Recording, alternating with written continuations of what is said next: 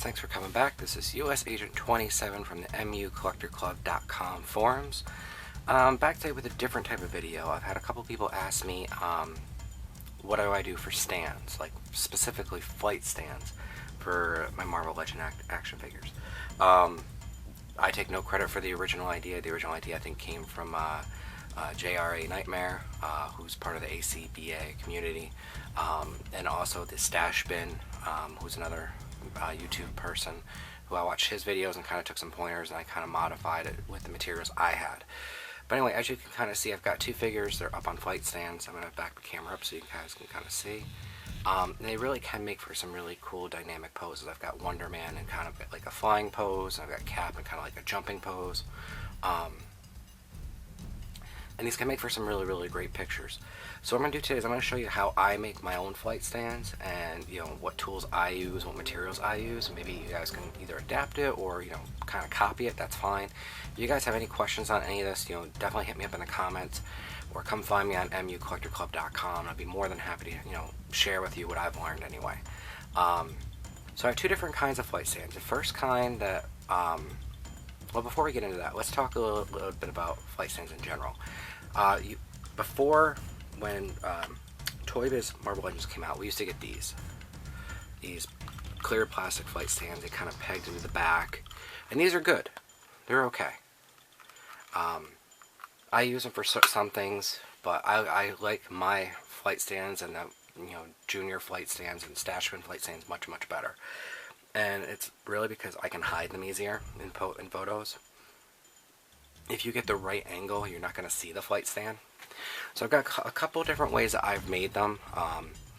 The one that, let me move Cap aside, the one that Wonder Man is on right now, let me take him off the flight stand. This is, if you have ever seen like any kind of construction work where they put the little flags in the ground, that's what this is. This is basically the wire piece that goes into the ground, like that, and then the flag at the top, and I took the flag off, obviously, and then I kind of bent it in kind of like a circular motion, and then pointed this part up, obviously, to stick into the figure.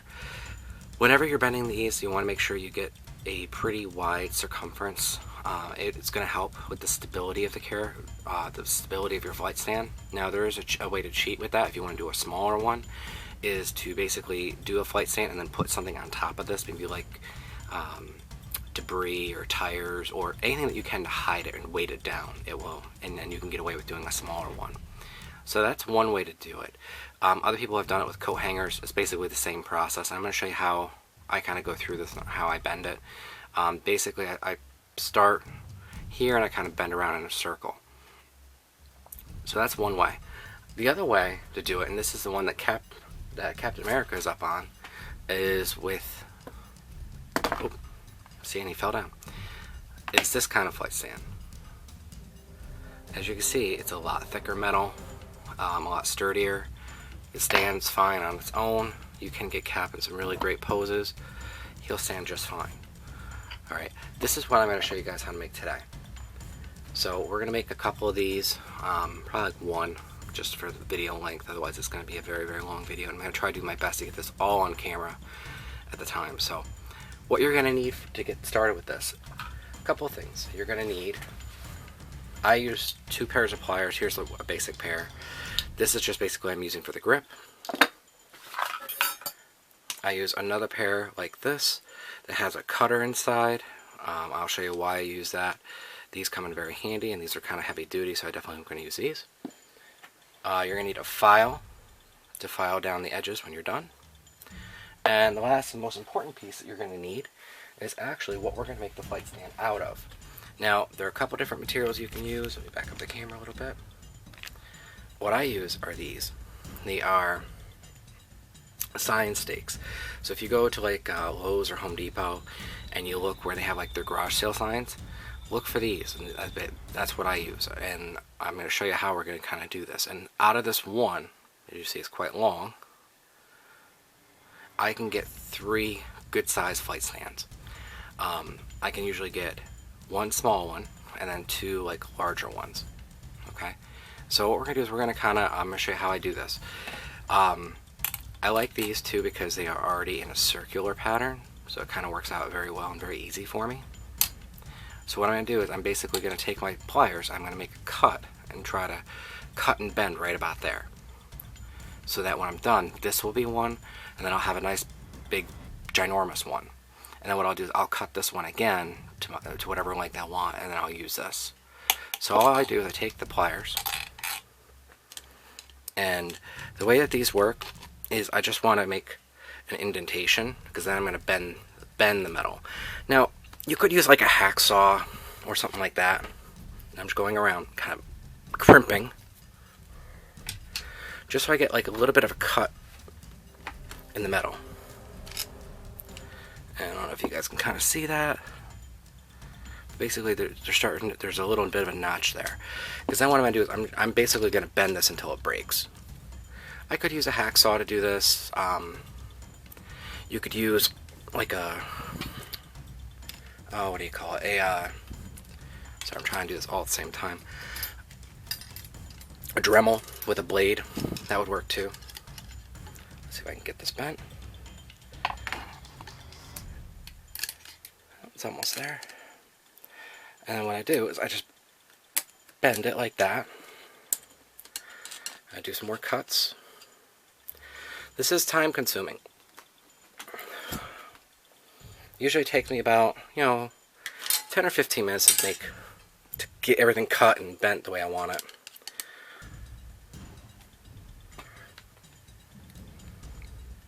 And just work it back and forth until it snaps like that.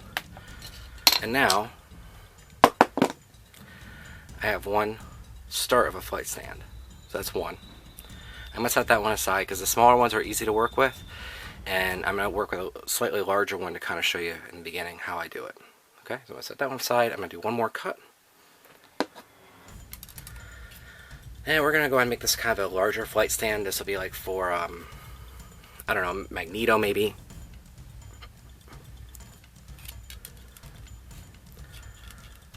And why I have two pairs of pliers is you can bend it with both pairs. Sometimes that will help. Yeah, I'm trying to get this on camera, trying not to bump into my light.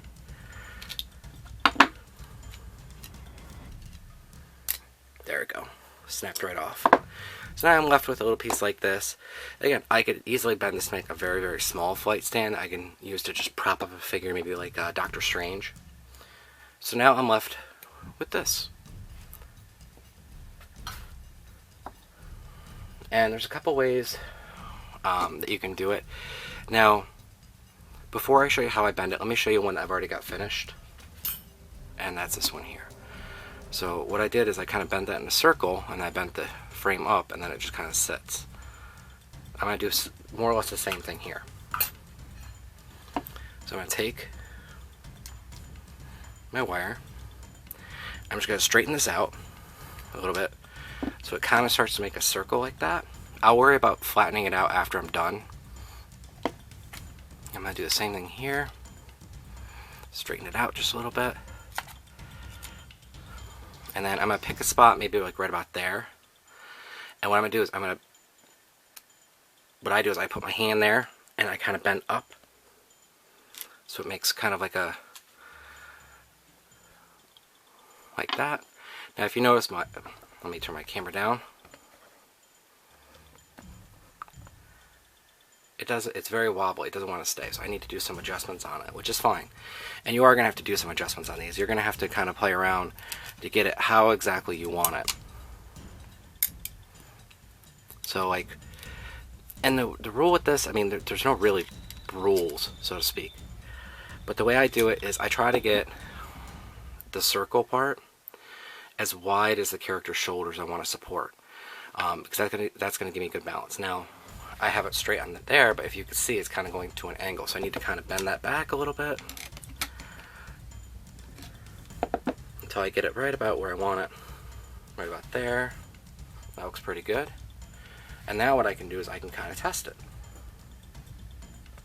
And let me put a character on. Let's try cap. And again, I just do this just to see if I've got the right balance, which I do. So now Captain America is in a giant leaping pose. He's balanced. He He looks good. So I'm pretty much done. The only other thing I'm going to do is, let me take him off, is if this wasn't straight on the bottom, is I would take the pliers and kind of bend towards myself until I got it straight. Now this is pretty straight, so I'm going to leave that alone. What I'm going to do is at the top, this part right here, because where I cut is kind of jagged. I don't know if you guys can kind of see that. So I'm just going to kind of file it down a little bit.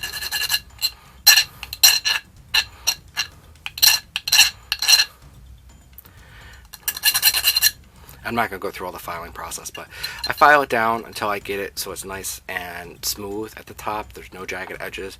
The reason why I do that is I don't want to chip the paint on any of my figures. I don't want to ruin my figures.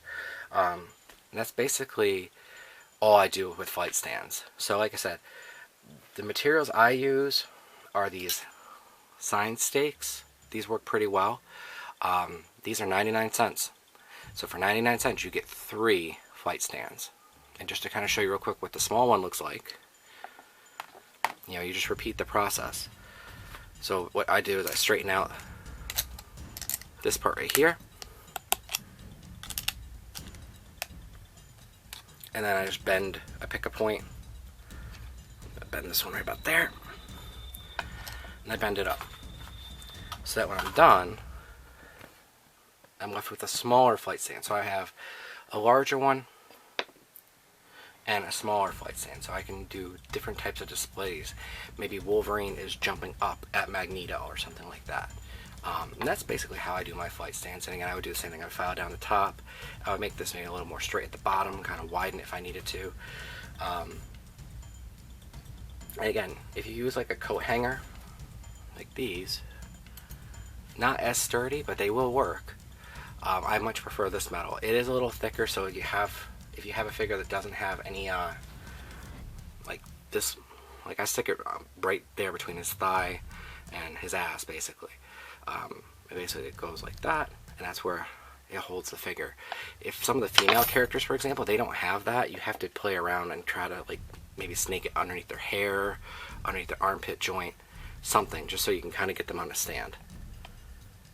But once you're done, and if you do it right, you'll have a very dynamic display, and it will look really, really great, so that you can have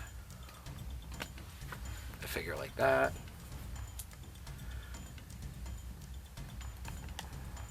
and I'm going to use this one for this one.